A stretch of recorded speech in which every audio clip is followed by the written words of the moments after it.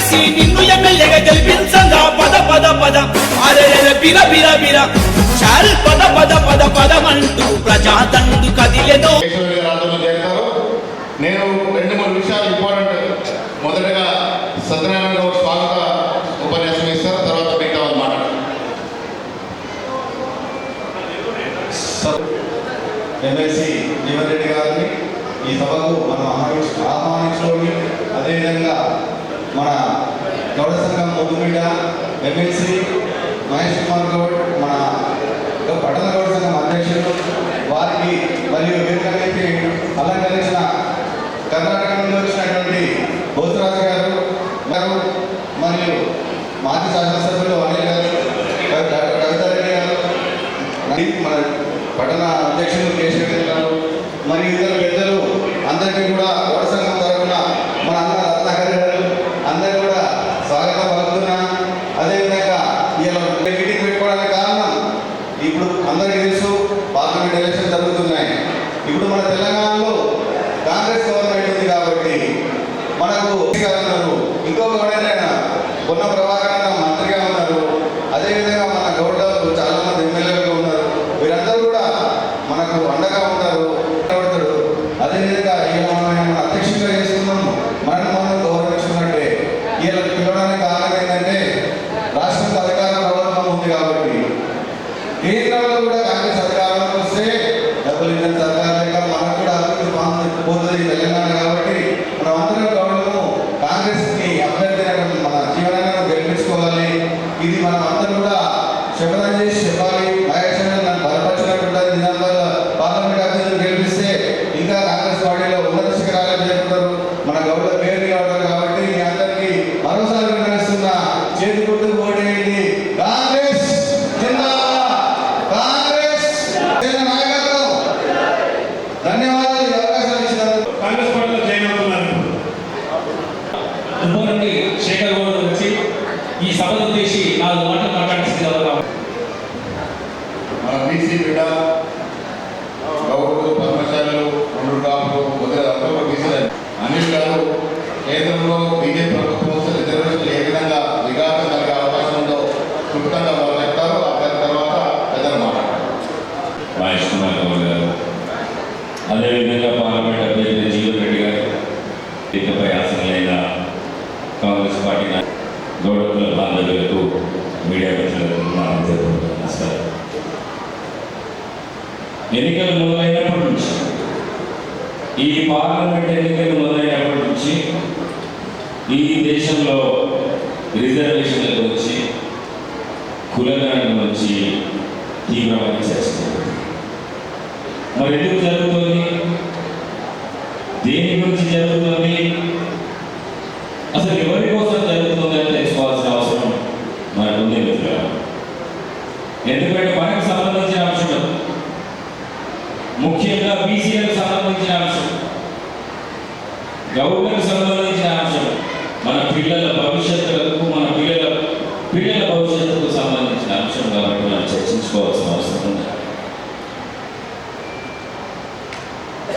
మళ్ళీ భారతీయ జనతా పార్టీ అధికారంలోకి వస్తే రిజర్వేషన్ ఉన్నాయని చెప్పి మాట్లాడుతున్నారు. దానికి బలమైన కారణాలు, బలమైన ఆధారాలు ఉన్నాయి. కాబట్టి రాహుల్ గాంధీ గారు, రేవంత్ రెడ్డి గారు చర్చ పెడుతున్నారు. రాహుల్ గాంధీ గారు పదే అడుగుతున్నారు కులగణన చేయమని, మోడీ గారు చేయాలంటున్నారు. రిజర్వేషన్లు బీసీలకు పెంచమని అడుగుతున్నారు, మోడీ గారు చేయాలి. దానికి కారణాలు చెప్తా. ఆర్ఎస్ఎస్ మొదటి నుంచి కూడా రిజర్వేషన్ వ్యతిరేకం. వాళ్ళు 1990లో మండల్ కమిషన్, ఆ రోజు కాంశీరామ్ గారు మండల్ కమిషన్ ఏర్పాటు చేయమని, మండల్ కమిషన్ ఏర్పాటు చేసి 27% రిజర్వేషన్లకు బీసీలకు ఇవ్వాలని పోరాటం చేస్తే ఆ రోజు టీపీసీ ప్రభుత్వం మండల్ కమిషన్ రిపోర్ట్ ప్రవేశపెట్టి మనకు 27% రిజర్వేషన్లు ఇస్తే మన పిల్లలకు ఉద్యోగాలు వచ్చినాయి. దాన్ని కూడా బీజేపీ ప్రభుత్వం బీజేపీ ఆ రోజు అడ్డుకునే ప్రయత్నం చేసింది. ఆ తర్వాత 2015 ఎన్నికల్లో, బీహార్ అసెంబ్లీ ఎన్నికల్లో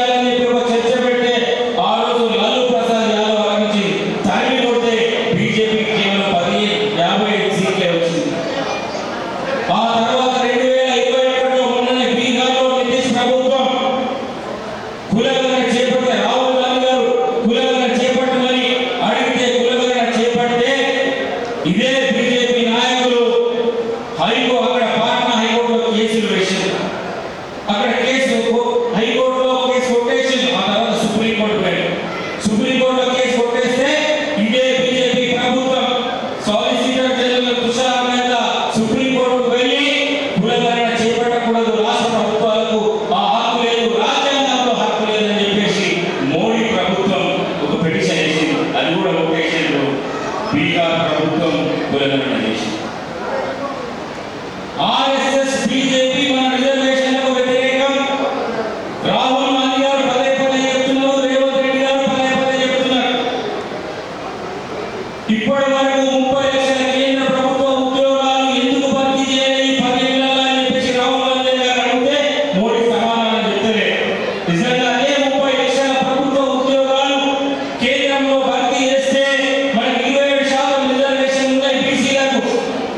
మన వాళ్ళు బాగుపడేది కదా, మన వాళ్ళకు ఉద్యోగాలు స్థిరపడేది కదా, మన కుటుంబాలు బాగుపడేది కదా.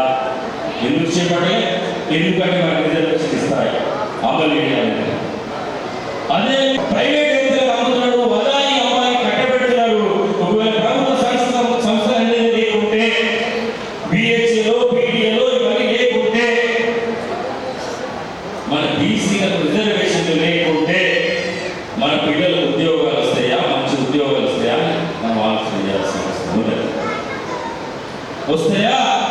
మన పిల్లలకు ఉద్యోగాలు వస్తాయా, మంచి ఉద్యోగాలు వస్తాయా? మనం అదే లేబర్ పని చేసుకున్నా అవసరమా? చివరకు జవాన్లని రిక్రూట్మెంట్ చేస్తున్న అది కూడా ప్రైవేట్ కంపెనీలతో రిక్రూట్మెంట్ జరుగుతున్నది. అట్లా చేయొచ్చా? బార్డర్ మీద ఉండే జవాన్, సరిహద్దుల్లో ఉండే జవాన్లను కూడా కన్సల్టింగ్ కంపెనీల ద్వారా కాంట్రాక్ట్ పద్ధతిలో తీసుకుంటున్నాడు. అది 4 ఏళ్ళ కాంట్రాక్ట్, కేవలం 4 ఏళ్ళే ఆర్మీ రిక్రూట్మెంట్ అట్లా జరుగుతుంది. అది న్యాయమా?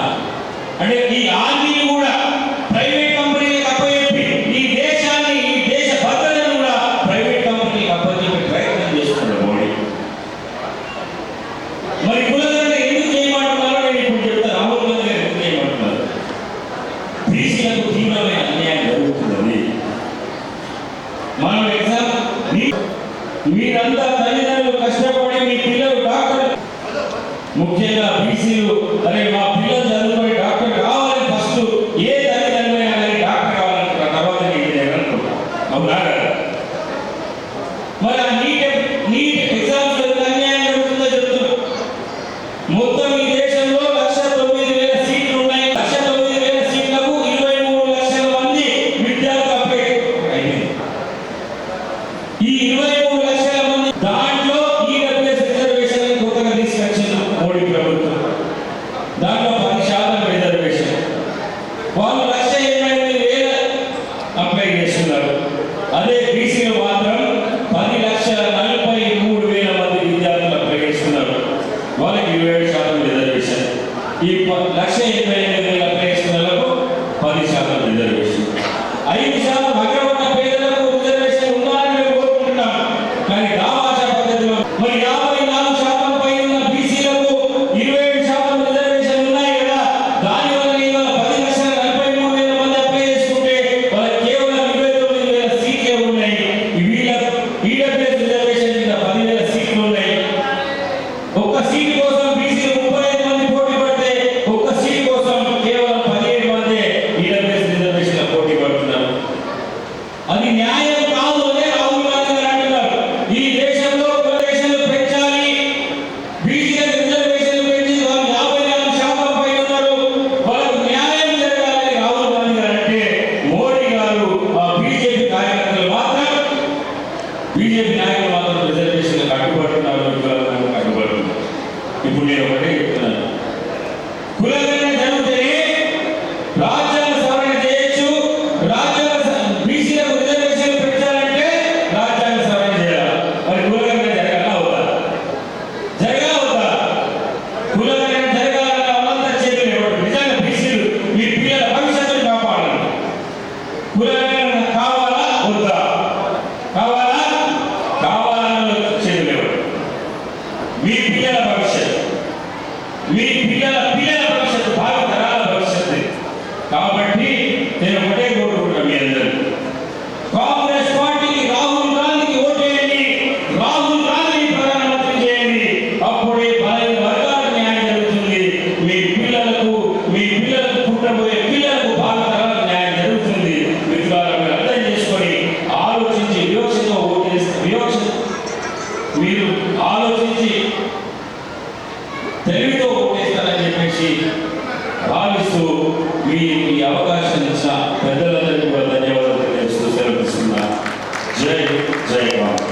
ఇదంతా చెప్పాల్సిన విషయాలు నేను చెప్తాను. జీవనానికి పెద్దలు కోసురెడ్డి గారు ఉన్నారు, జీవన్ రెడ్డి గారు ఉన్నారు, మా మాతా ఎమ్మెల్యే గారు ఉన్నారు. గౌడ్లో చాలా మంది ఎక్కువ శాతం మీద కార్మికులు కూర్చొని ఉన్నారు. ఈత గీసి రోజు ఈత చెట్టు ఎక్కేయాలని కొట్టగొట్టినటువంటి కుటుంబాలు చాలా ఉన్నాయి. మాకన్నా ఎక్కువ మీకు అవగాహన ఉంది. ఎత్తాలి బయటపల్లి ప్రాంతం, గౌరవ ప్రాంతం అంతా కూడా ఈత చెట్టు కాటివరాలతో మీరు నడుస్తున్నారు. ఇవాళ గౌడ్లు రాజకీయంగా చాలా చోట్ల రాణిస్తూ ఉన్నారు. తెలంగాణలో నెట్లు వెలవన తర్వాత గౌడ్లు కూడా సర్పంచ్ కావచ్చు, ఎంపీటీసీ కావచ్చు, డెప్యూటీసీ కావచ్చు, చాలా చోట్ల రాజకీయంగా ఈ వృత్తి కంటిన్యూ చేస్తూ రాజకీయం కూడా ముందుకు వచ్చిన సందర్భం. గౌడ్లకి దేవుడు ఇచ్చిన వరం ఆ ఈత చెట్టు, తాటి చెట్టు, అదే మా వృత్తి. ఈత చెట్టు ఎక్కడం, తాటి చెట్టు ఎక్కడం, నిజమైనటువంటి స్పష్టమైనటువంటి కళ్ళుని పాలించుకోవడం ఉంది. తరతరాలుగా వేల నుంచి వస్తూ ఉంది. ఇవాళ ఎక్కడ చూసినా వ్యవసాయం అభివృద్ధి పేరిట చెట్లను మొత్తం తొలగిస్తూ వస్తూ ఉన్నారు. ఈత వనాలు, తాటి వనాలు అంతరించిపోతూ ఉన్నాయి. ప్రభుత్వాలు, గత కాంగ్రెస్ ప్రభుత్వం కూడా మనకు భూమి ప్రతి సొసైటీకి 5 ఎకరాల భూమి చొప్పున ఇస్తాం వాగ్దానం చేయడం జరిగింది. బట్ ప్రభుత్వ స్థలాలు అరకొరకు ఉన్న వల్ల అది కూడా సాధారణ కాలేకపోతా ఉన్నాం. టీఆర్ఎస్ టైంలో కూడా మనం 5 ఎకరాల భూమిని సాధించలేకపోయినాం. ఈత, తాటి వనాలు పెంచుకునేటువంటి అవకాశం, సదుపాయమైనటువంటి భూములు ఉంటేనే ఈ వృత్తి ముందుకు కొనసాగే అవకాశం ఉంది. ఆ పరంగా మరి ముఖ్యంగా రేవంత్ రెడ్డి గారితో మాట్లాడి యుద్ధ ప్రాతిపదికన ప్రతి సొసైటీకి తగుపడు భూమిని కేటాయిస్తే తప్ప ఈ వృత్తికి ముందుకు సాగలేదు. ప్రభుత్వ పరమైన భూములు ఐడెంటిఫై చేసి ఇది ముఖ్యమంత్రి గారు సీరియస్ నిర్ణయం తీసుకుంటే మనకు భూములు అవకాశం ఉంటుంది. ఇలా పట్టేదారులు చెట్టు కొట్టేస్తా పోతే నరికేస్తా పోతే ఎక్కడ చెట్టు మిగలట్లేదు, వ్యవసాయం పేరు కొట్టేస్తా ఉన్నారు. ఇంత స్వచ్ఛమైనటువంటి పానీయ చెట్టు అంతరించిపోతూ ఉంటే ఈ వృత్తి కూడా విఘాతం కలిగే అవకాశం ఉన్నది. ఇప్పుడు సొసైటీలు ఉన్నాయి, చాలా చోట్ల సొసైటీలు ఉన్నాయి. పత్రికాముఖం మాట్లాడడానికి ఆనవాయితీ వస్తున్నటువంటి సాంప్రదాయం విస్కీ బ్రాండ్ అయినా మొత్తం అదే కొంచెం మొట్టమొదటి కలుపుతూ వస్తారు. ప్రభుత్వం కూడా గత కాంగ్రెస్ ప్రభుత్వం కానీ ఉన్నటువంటి టీఆర్ఎస్ ప్రభుత్వం కానీ చూస్తున్నట్టుగా ఉండడం వల్ల ఈ వృత్తి ఇబ్బంది లేకుండా, ఆటంకం లేకుండా ముందుకు సాగింది. ఇటీవల కాలంలో హైదరాబాద్ ప్రాంతంలో కానీ నిజామాబాద్ ప్రాంతంలో నిర్బంధం అయిపోయింది. కేసులు చేస్తూ ఉన్నారు. హైదరాబాద్ దాదాపు 30 మందిని అరెస్ట్ చేసి జైల్లో పెట్టారు. నేను మొన్న మినిస్టర్ గారితో వాళ్ళు జూపల్లి గారు మాట్లాడినా రేవంత్ రెడ్డి ఇంటికి తర్వాత మళ్ళీ స్పెషల్గా రేవంత్ రెడ్డి ఇంటికి ఈ వృత్తి గురించి వారికి ఎక్స్ప్లెయిన్ చేసి 80% వృత్తి కాపాడాల్సిన అవసరం ఉంది. గత ప్రభుత్వాలు తీసుకున్న మాదిరిగా మీరు కూడా ఒక పొలిటికల్ డిసిషన్ తీసుకోవాలి. దీన్ని మీరు అధికారులకి ఇమీడియట్గా ఆదేశిస్తే తప్ప ఈ వృత్తి మిగలదన్నప్పుడు ఏదైనా కూడా ప్రభుత్వ పరంగా ఒక పర్మనెంట్ సొల్యూషన్ తీసుకోవాల్సిన అవసరం ఉన్నది. ఆ పర్మనెంట్ సొల్యూషన్ తీసుకుంటే తప్ప వృత్తి ముందుకు పోరాడే పరిస్థితి. ఎక్కడికక్కడ ఎక్సైజ్ వారి నిర్ణయంలోనే ఇప్పుడు పోలీసులు ఇబ్బంది పెరిగిపోయింది. ఎక్సైజ్ శాఖలో కూడా పోలీసు కూడా ఇన్వాల్వ్ అవుతా ఉంది. చిన్న కేసులో పోలీసులు కేసులు చేస్తూ ఉన్నారు. ఇది ముఖ్యమంత్రి గారు నిర్దిష్టమైన ఆదేశాలు అటు పోలీస్ శాఖకి ఇటు ఎక్సైజ్ శాఖకి ఇస్తే తప్ప ఈ వృత్తి ముందుకు పోలేదు. ఇందాక మిత్రుడు చెప్పినట్టుగా బీసీ రిజర్వేషన్ కూడా చాలా ఇంపార్టెంట్ పాయింట్. మన పిల్లలు చదువుకోవాలంటే మనకు రిజర్వేషన్ ఉండి తినాల్సిందే. అంబేద్కర్ గారు సమానత్వం కోసం రిజర్వేషన్ పెట్టాలంటే ఆ రిజర్వేషన్ ఉండి తినాల్సిన అవసరం ఉంది. జీవనంగా మేము నిజామాబాద్ వచ్చినప్పుడు చాలా సంఘాలు వారి కళ్యాణ మండలి కట్టుకోవడానికి కానీ కమ్యూనిటీ కట్టుకోవడానికి కానీ ఆర్థికంగా సాయం చేసిన సంఘం తీసేసుకోవడం మాది కట్టుకున్నాను. మాకు ఇక్కడ స్థలం ఉంది, మేము ఈ వరకు కూడా ఒక కమ్యూనిటీ కట్టుకోలేని పరిస్థితి. ఇప్పుడు అది ప్రారంభమైంది. ఒక దశకు అధ్యక్షులు ఎన్నుకున్నారు. నేను ఒక మాట చెప్పడం జరిగింది. తప్పకుండా ఆ కళ్యాణ మండలి నిర్మాణంలో ప్రభుత్వ పరంగా ఏ నిధులు అవసరం ఉంటాయి, ఎంతవరకు అవసరం ఉంటాయి, డెఫినెట్గా అది లోకల్ లెవెల్ లేదంటే నేను ముఖ్యమంత్రి దానికి వెసులుబాటు చేసి దానికి ఫండ్స్ ఇస్తే ఒక పెద్ద కమ్యూనిటీ కావాలని ఫంక్షన్ నిర్మించుకునే అవకాశం ఉంది. మేము కొలుచుకున్న దేవత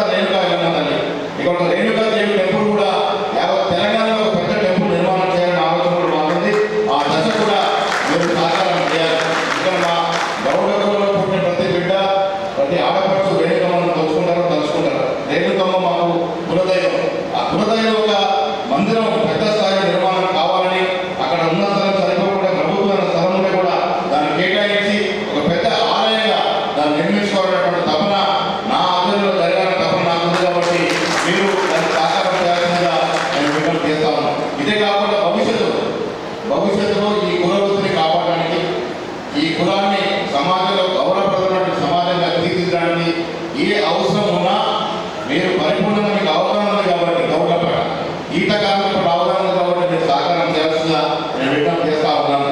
మీరు మాకు నిదర్శనం మోపు కట్టుకొని గ్రామాల్లో ఈత కార్మికులు వీళ్ళంతా కూడా మా మీద మా వృత్తికి నిదర్శనం. మీరు వీళ్ళందరికీ కూడా ఎక్స్ప్రెషన్ కానీ వారికి రావాల్సిన అమౌంట్ వస్తుందో దాన్ని కూడా పెంచి వ్యవసాయం తెలిసిన ముఖ్యమంత్రితో మాట్లాడాలి. ముఖ్యమంత్రి గారికి మీరు చెప్తే అది గీత నాకు అవగాహన లేదు కానీ నేర్చుకోవాలని దీని గురించి అధ్యయనం చేయాలని ఒక తపన మాత్రం ఉంది. కాబట్టి మీరు ఒక ఎక్సైజ్ మంత్రిగా చేశారు కాబట్టి ముఖ్యమంత్రి గారికి మీరు ఈ విషయాలు చెప్తే డెఫినెట్గా వారు సానుకూలంగా స్పందిస్తారు. ఈ జాతికి చాలా విచారం పెట్టండి. మీరంతా కూడా ఫ్రీ బస్ వాడుతున్నారా? ఉచిత బస్సు ప్రయాణం ఎంతమంది చేస్తారు చెప్పండి. పేదలకి ఉచితంగా బస్సు ప్రయాణం చేసే అవకాశం పెద్దలు భూషణ్ గారు మంత్రిగా ఉన్న కర్ణాటక రాష్ట్రంలో ఉంది, తర్వాత మన రాష్ట్రంలోనే ఉంది. ఇది రేవంత్ రెడ్డి గారి ప్రభుత్వం మీకు ఇచ్చిన అవకాశం. ఏ మహిళలు ఎక్కడ పోవాలన్నా నయా పైసలు ఎప్పుడు బస్సు ప్రయాణం చేయొచ్చు. 500 సీట్లు అందరికి వస్తుందా రాని వరకు అప్లై చేసుకోవచ్చు. 200 యూనిట్ వరకు ఒక కరెంటు ఒక ఫ్యాన్ ఒక బల్బు ఒక ఫ్రిడ్జ్ 200 యూనిట్ వరకు కరెంటు కాకపోతే ఉచితంగా మనకు బిల్లు వస్తాం. అది కాకుండా ప్రభుత్వ ధ్యేయం రేవంత్ రెడ్డి ప్రభుత్వం ఏమంటే ఇల్లు లేని వారికి తప్పకుండా ఇల్లు ఇచ్చే కార్యక్రమం ఎలక్షన్ తర్వాత ప్రారంభమవుతుంది. ఈ రాష్ట్రంలో ఇల్లు లేదనే వాడే ఉండకూడదు. ఆ ధ్యేయంగా ముందుకు పోతుంది. మీకు తెలుసు 10 ఏళ్ల పాలనలో కేసీఆర్ గారు ఈ రాష్ట్రాన్ని మొత్తం అప్పులో కూర్పించి 7.5 లక్షల కోట్లు అప్పు చేసి చిప్ప చేయించిపోయినాడు. ఇటువంటి ఆర్థికంగా వారి పరిస్థితి చాలా అధ్వానంగా ఉన్నప్పటికీ కూడా కాంగ్రెస్ ప్రభుత్వం సోనియా గాంధీ ఖర్గే గారు రాహుల్ గాంధీ ఇచ్చినటువంటి వాగ్దానాలు ఏవి కూడా జాగ్రత్తగా ఎంత కష్టమైనా నష్టమైనా ఓడ్చుకొని ముందుకు తీసుకెళ్లాలని తప్పకుండా ఉన్నారు. వైట్ రేషన్ కార్డు కానీ ఇల్లు లేని వారికి ఇల్లు కానీ తప్పకుండా ఈ మే ఎన్నికల తర్వాత ప్రారంభమవుతుంది. మీ అందరూ కూడా ఆ సదుపాయం అవకాశం ఉపయోగించుకోవాల్సిన మాట కూడా ఈ సందర్భంగా మనం చేస్తూ మళ్ళీ విజ్ఞప్తి చేస్తా ఉన్నాను. నిజామాబాద్ పట్టణంలో ఒక మేటి కళ్యాణ మండపం, అదేవిధంగా యావత్ తెలంగాణ రాష్ట్రంలో మరి నిజామాబాద్లో రేణుక తల్లి ఆలయం చాలా గొప్పగా ఉంది అని చెప్పుకునే విధంగా ఈ 2 కార్యక్రమాలు ఈ సంవత్సరంలో కంప్లీట్ చేసుకుంటాం. దానికి అవసరమైన నిధులు, దానికి అవసరమైన అనుమతులు, దానికి అవసరమైన సహకారం అంతా కూడా జీవన్ రెడ్డి గారి బాధ్యత అనే మాట కూడా ఈ సందర్భంగా నేను మనం చేస్తూ మీకు జీవన్ రెడ్డి గారు నా ముఖం చెప్పాలి. నాకు తండ్రి సమానుడు. 81లో సమితి ప్రెసిడెంట్. నేను 82లో ఆనాడు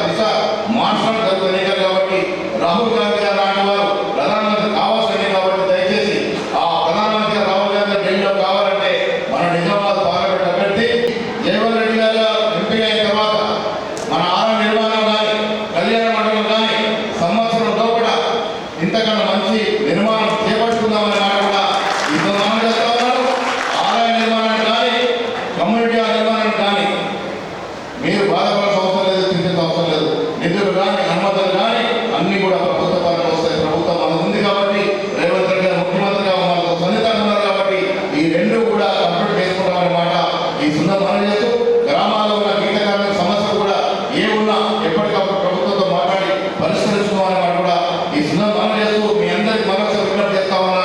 జీవన్ రెడ్డి గారి గెలుపు చాలా అవసరం, మనందరికీ అవసరం.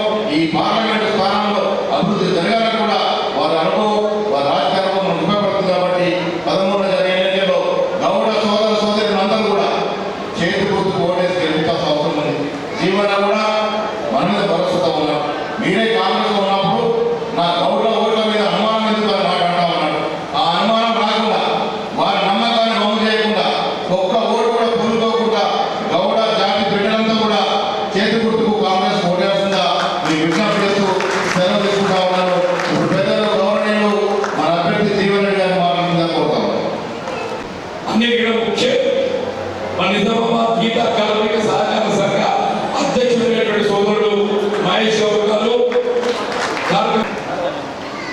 మన పార్లమెంట్ ఎన్నికల పర్యవేక్షకులు, కర్ణాటక రాష్ట్ర మంత్రివర్యులైనటువంటి భూస్వాసి గారు, మా రామరావు గారు, నగేష్ రెడ్డి గారు, ముఖ్యంగా మా మిత్రుడు మాజీ శాసనసభ్యులు అనిల్ గారు, ప్రస్తుతం మినరల్ కార్పొరేషన్ అధ్యక్షుడు గడు గంగాధర్ గారు, శేఖర్ గౌడ్ గారు, వివిధ హోదాలో ఉన్నటువంటి కాంగ్రెస్ నాయకులు, ముఖ్య సోదరులు, ముఖ్యంగా నిజామాబాద్ గీతా సహకార సంఘ సభ్యులు, మా తల్లులు, ఆడబిడ్డలు అందరికీ హృదయపూర్వక నమస్కారం చెప్తూ వాస్తవంగా మిత్రుడు మహేష్ గౌడ్ గారు పేర్కొన్నట్టు గీత కార్మిక వృత్తి కొత్త విఘాతంగా కొనసాగుతుందని చెప్పి ఒకప్పుడు నా చిన్నప్పుడు చెప్తుంటే దినమంతా మన వ్యవసాయ పొలంతో అలసిపోయి ఏదో అవసరం తీసుకున్నామని చెప్పంటే మన కళ్ళతో వేరు కనబడతాం. ఏమైపోయింది కానీ IMF అంటే Indian made foreign liquor, IMF ఏమంటే వచ్చిందో కానీ కళ్ళలో తక్కువైపోయింది, విసిరి అవైపోయింది. ఆఖరి గ్రామాలు ఎట్లయిపోయింది అంటే కళ్ళ గడుపు ముందట విసిరి అవుతే గడుపు సాఫ్ అయింది. అట్లా పరిస్థితి అంటే వాస్తవం చెప్పండి. మీరు ప్రతి గ్రామంలో ఇన్ని బెడ్ షాపులు కదా అని చెప్పంటే నేను ఐశ్వర్యంతో మనం చేస్తున్నాను. మీరు మనకు ప్రభుత్వానికి ఒక ఆదాయ సమకూర్చుండొచ్చు కాదని బెడ్ షాప్ ఏదైతుందో మా గీతా కార్మిక వృత్తికి విఘాతం కలిగిస్తుంది. ఈ బెడ్ షాప్ ఏదైతుందో అరికట్ట చేయవలసిన బాధ్యత ప్రభుత్వంపై ఉన్నది. తప్పకుండా బెడ్ షాప్ అరికట్ట చేయవలసి అని చెప్పని ఈ సభ చేస్తున్నారు. లేకుంటే ఏమైతే మన బతుకులు లేకుండా అయిపోతుంది. ఆగి మా డౌట్ఫుల్ ఏమవుతుందో ఏమి కలదరగడం లేదు, ఆ తీసుకెళ్ళమని చెప్పని మనం బెడ్ షాప్ ఖచ్చితంగా చెప్పండి. బెడ్ షాప్ బంద్ చేస్తే మన వృత్తి మనకు కొనసాగుతుంది చెప్పండి దయచేసి.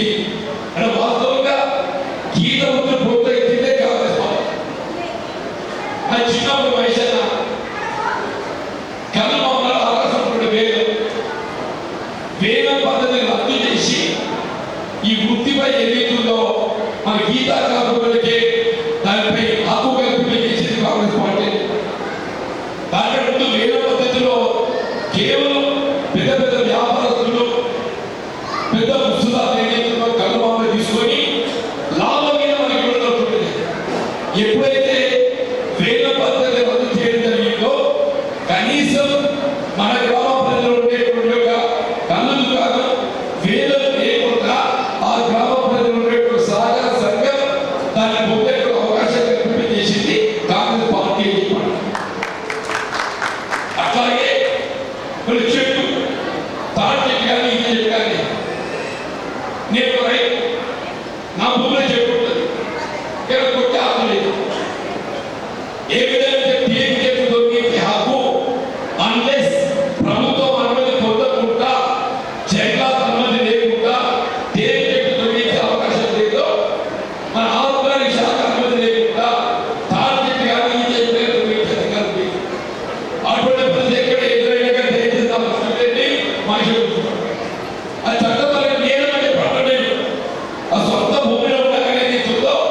చెట్టు మీరు అనుమతిస్తే తప్ప, స్థానిక సహకార సంఘం అనుమతిస్తే తప్ప, మీ అనుమతికి అనుగుణంగా మీ సూచనకు అనుగుణంగా చిన్న చెట్టు తీయాలి. అప్పుడు మాత్రమే ఎన్నికలో చెట్టు కొట్టే అధికారం ఉంటుంది. అంతవరకు ఎన్నికలో రైతు లేదని చెప్తున్నా. ఈ చట్టాన్ని రూపొందించింది ఎవరు? కాంగ్రెస్ పార్టీ. చట్టం రూపొందించారు కాంగ్రెస్ పార్టీ అంటారు. అంటే కళ్ళు గీత వృత్తిపై పూర్తి సర్వాధికారాలు మన ప్రభుత్వం చదువుకుంటే విధంగా చట్టాలను రూపకల్పన చేసింది కాంగ్రెస్ పార్టీ.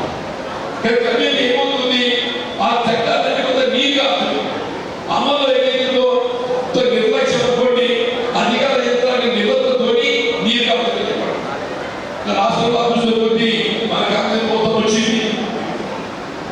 మీరు గురువులతో ప్రోత్సహించాలి, గురువులు ప్రోత్సహించాలి. మనకు కావాల్సింది ఏంటి? అయితే వృత్తి కావాలి, లేకపోతే చదువు ఉద్యోగం కావాలి. అయితే పురోవృత్తి కావాలి, లేకుంటే చదువు ఉద్యోగం కావాలి.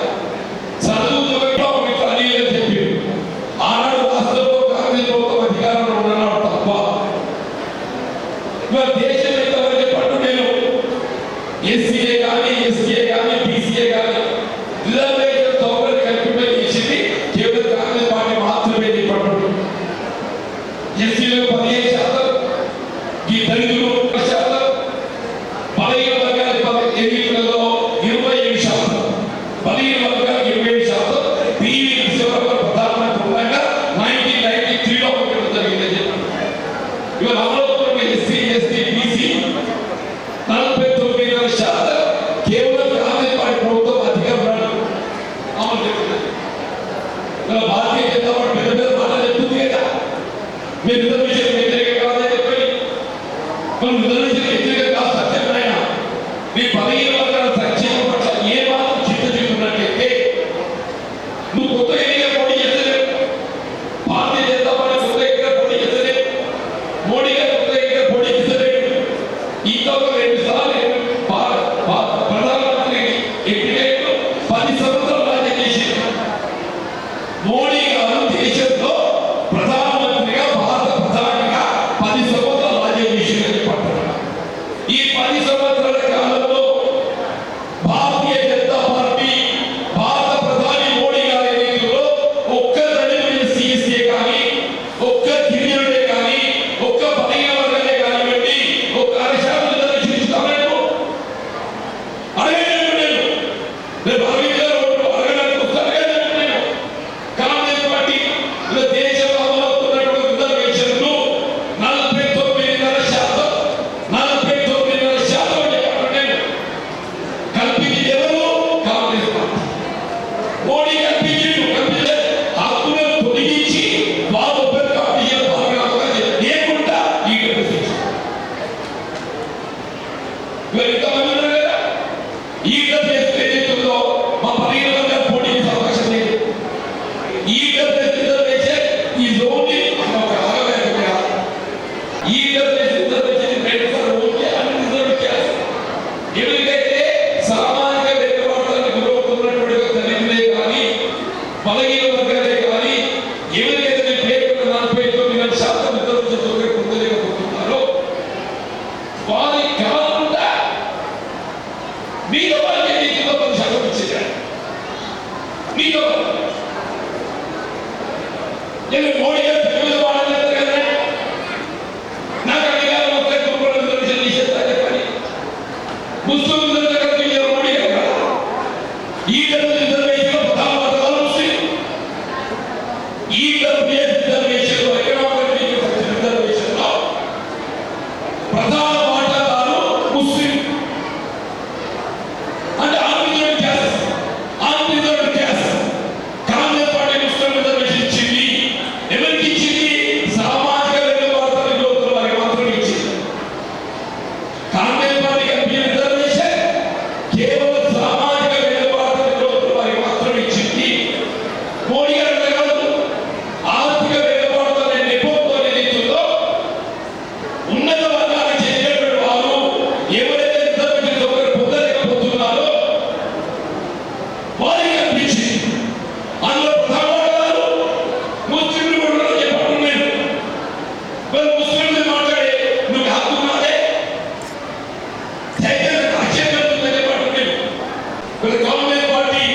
ఏ బాబాసాహెబ్ బిఆర్ అంబేద్కర్ గారు అనుగుణంగా రాజ్యాంగ నిబంధనలకు అనుగుణంగా సామాజిక వెలువడతలకు లోపల వారికి రిజర్వేషన్ కల్పించింది కాంగ్రెస్ పార్టీ. రేపు భవిష్యత్తులో కూడా సామాజిక వెలువడతలకు లోతున్నటువంటి దళితులు, గిరిజనులు, బలహీన వర్గాల వారికి ఏదైతుందో ఈ జనాభా ప్రాతిపదికన రిజర్వేషన్ కల్పించే సంకల్పంతో కాంగ్రెస్ పార్టీ ఆలోచించండి. ఓటు అనేది ఏదైతుందో సరే మీదయ మా దృష్టిలో పెట్టేది కానీ మన హక్కుల కోసం పోరాటం, మన హక్కుల మనం పోరాటం చేయాలని పట్టున్నా, మన హక్కుల మనం పోరాటం చేయాలని నష్టపోయేదారు మనం నష్టపోతాం. పడ విద్యార్థులు దేవేంద్ర చదువులు ముందు రమ్మని పట్టున్నాను. ఉదయం చదవండి రిజర్వేషన్ యొక్క విధానాన్ని ఏమైనా చదవలేదు. నేను కాంగ్రెస్ పార్టీ అమలు చేసే రిజర్వేషన్ ఏ విధంగా ఉంటాయి, భారతీయ జనతా పార్టీ అమలు చేసే రిజర్వేషన్ ఏ విధంగా ఉంటాయి, ఏ ఎవరికి ఆలోచిస్తుంది, దేశంలో నష్టపోతున్నారు చదువులు చెప్పండి అంటే విద్యావంతులు మీరు ఒక సెంటర్ ఏర్పాటు చేయండి. విద్యావంతులతో వాస్తవాలు వినియోగిస్తే చెప్పండి. దయచేసి రీతిలో గీతా కార్మికులకు సంబంధం వేసిన మన అందరం అనుకోదు, మన అందరం అనుకోదు.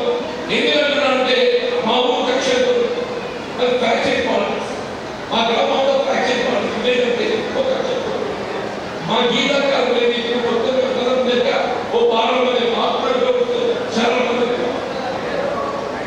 మాలో మేము మొదలైపోయినా మాతో పాటు గీతా కార్మికులు మాతో కలిసి ఉండడంతో ఏదైతుందో మా కుటుంబానికి మొదలైపోయింది. ఆ వర్గాల పూర్వం ఏదైతుందో గీతా కార్మికులకు మా అన్నదమ్ములు అనుకుంటున్నాం. కాబట్టి గీతా కార్మికులకు సంబంధించిన కార్మికులకు అర్థంలో ఇలా ప్రభుత్వం అయితే కళ్యాణం చెప్పారు సంతోషం. నేను ప్రభుత్వం ఇద్దామని నేను దీని ఫలితంగా ఏంటి? కోర్టు ఆపరేషన్ ఏర్పాటు చేసి 5 ఎకరాలు ఇవ్వచ్చు. ఒక కోటి రూపాయలు ఏదైతుందో 50 లక్షల రూపాయలు దీనికి ఆపరేషన్ 50 లక్షల బ్యాంకులో పెట్టి అనుభవం మా సోదరులు కట్టుకుంటారు. నేనేమంటే 5 ఎకరాలు అంటే ఎకరాలు 20 లక్షలు అయితే అంటారు. 20, 30, 40 అయితే 5. అందులో సగం ప్రభుత్వం ఏదైతుందో రాయితీ ఇవ్వాలి, సబ్సిడీ ఇవ్వాలి. మా అలాగే సగం ఏదైతుందో బ్యాంకులో పెట్టే బాధ్యత కూడా మా మహేశ్వర్. ఇలా మహేశ్వర్ కట్టుకోవడం కాదు, మీరు అనుకుంటున్నారు ఏదైతే మా తమ్ముడు చెప్పండి ఆయన అట్టిగా కాదు. మొత్తం కాంగ్రెస్ పార్టీ నడిపించింది ఎవరో చెప్పారంటే మహేశ్వర్ చెప్పాను. రేవంత్ రెడ్డి గారు ముఖ్యమంత్రి అయిన తర్వాత గాంధీ తాను ఏదైతుందో మహేశ్వర్ చెప్పారు. కాంగ్రెస్ పార్టీ అమలు చేయకుండా ఆలోచన విధానం అదేదన్నా కానీ గాంధీ భవన్ ఏదైతుందో దాన్ని ముద్రేస్తేనే రేవంత్ రెడ్డి అమలు చేస్తారు. గాంధీ భవన్ ముద్ర లేకుండా రేవంత్ రెడ్డి గారు ఎవరో ఏదైతే పట్టున్నారు. ఆ ముద్ర ఎవరి ఉంది? అమ్మాయి ముద్ర ఉంది, మహేశ్వర్ దగ్గర ఉంది. ముద్ర మహేశ్వర్ దగ్గర ఉంది. నేను చెప్తున్నా మహేశ్వర్, నువ్వేదైతుందో రేపు రాబోయే బడ్జెట్లో నువ్వు శాసనమండలి సభ్యులుగా సభలో చెప్పండి. నువ్వు పరిపాలించు. ప్రభుత్వం అందుబాటులో లేదు. 5 ఎకరాలు ఏదైతే ప్రభుత్వం కొనుగోలు ల్యాండ్ పర్చేజింగ్ స్కీమ్ భూ కొనుగోలు పథకం కింద 5 ఎకరాలు కొనియాలి. 5 ఎకరాలకు 5 ఎకరాలు కానీ 50 లక్షలు నువ్వు ప్రభుత్వం కార్పొరేషన్ 50 లక్షలు వడ్డీ లేకుండా నువ్వు హరితహారం చెట్టు పెడుతున్నావు. 5 చెట్లు పెట్టు, మరి చూపిస్తాను. ఇప్పుడు హరితహారం చెట్టు పెడుతుంటే బడ్జెట్ తెచ్చండి. ఆ 10 చెట్లు పెట్టినట్టే నువ్వు ఇచ్చిన 5 ఎకరాల ఈ చెట్లు పెట్టి 4 ఎకరాల చెట్లు ఏదైతుందో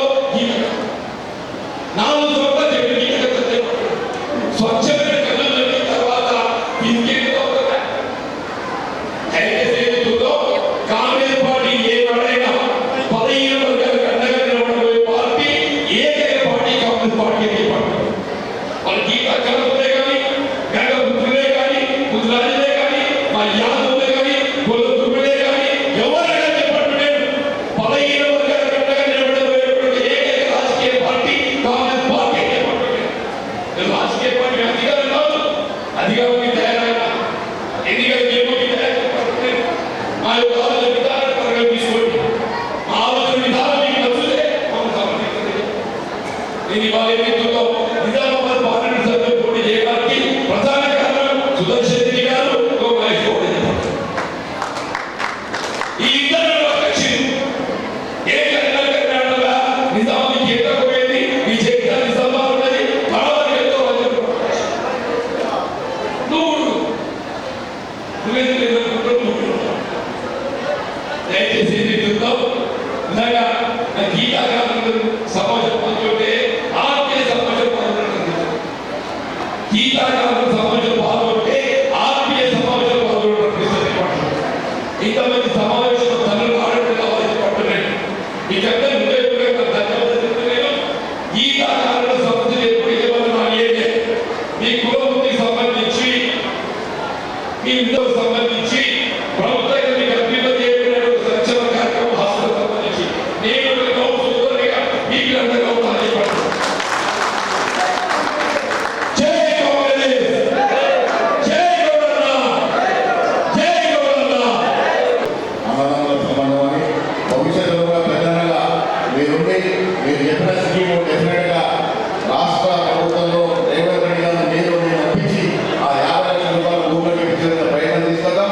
ఆ దీవెన్లో మీ పాత్ర ఉండాలని నేను మనస్ఫూర్తిగా కోరుకునే అంశం కూడా వారి కమ్యూనిటీలో నేను డెఫినెట్గా సహాయం చేస్తాం. నేను మళ్ళీ చెప్తాను, ఈ ప్రభుత్వం పేదల ప్రభుత్వం, ధనికుల ప్రభుత్వం కాదు. పేదలందరినీ ఆదుకోవడానికి ప్రభుత్వం వచ్చింది. డెఫినెట్గా ఆ కార్యక్రమం చేసుకుందామని చెప్తూ మీరందరూ కూడా దయచేసి భోజనాలు స్వీకరించవలసిన అందరూ కూడా భోజనం ఆనంద చేశాం. భోజనం చేసుకోవాల్సిందిగా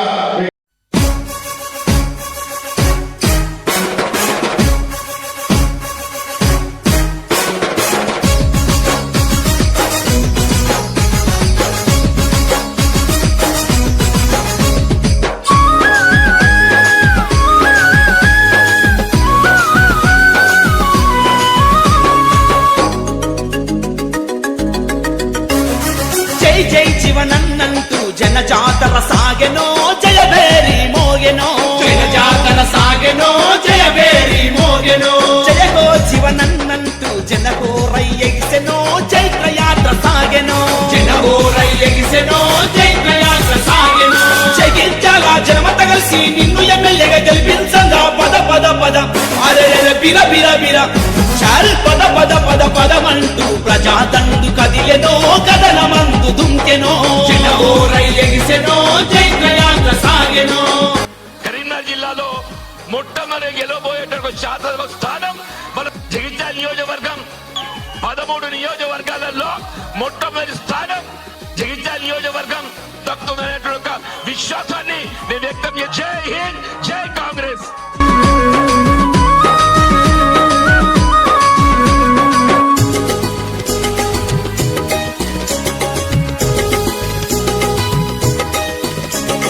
సారంగాపురమంతా స్వాగతాలు పలికెనే అన్నా నీ కోసమే. స్వాగతాలు పలికెనే అన్నా నీ కోసమే. చేయి చేయి కలిపి రాయి కళ్ళు అన్న వెంటనే నడిచింది చూడరే. అన్న వెంటనే నడిచింది చూడరే. వారి మెజార్టీతో నిన్ను కల్పించింది. దారులన్నీ జన సంద్రమై సాగింది. పద పద పద అర బిర బిర బిర చాల్ పద పద పద పదమంటూ ప్రజాదండు కదిలెనో కదలమందు దుంకెనో. జనగోరయ్యెగిసెనో చైత్రయాత్ర సాగెనో.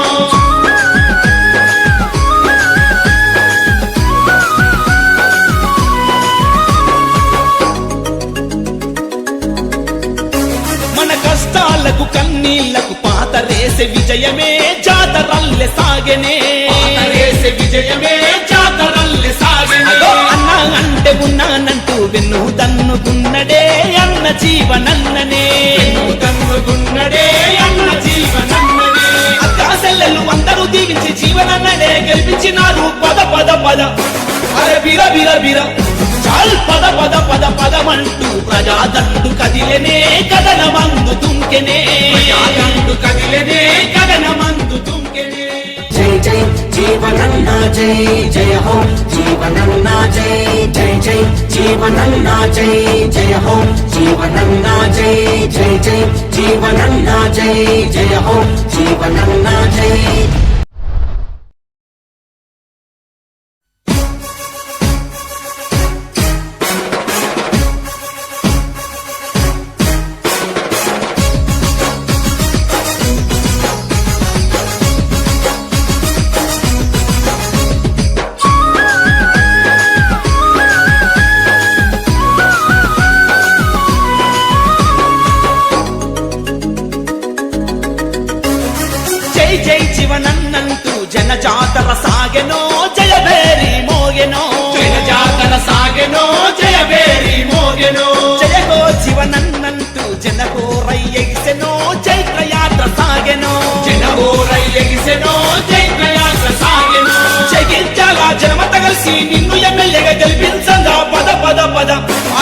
బిర బిర బిర చాల్ పద పద పద పదమంటూ ప్రజాదండు కదిలెనో కదలమందు దుంకెనో జనమో రైలెగిసెనో జైత్రయాత్ర సాగెనో.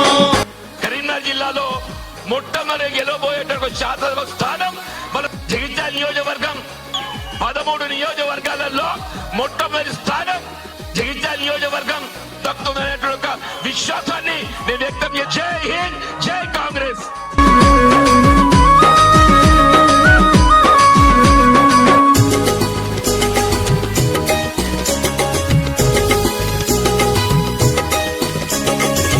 సారంగాపురమంతా స్వాగతాలు పలికెనే అన్నా నీ కోసమే, స్వాగతాలు పలికెనే అన్నా నీ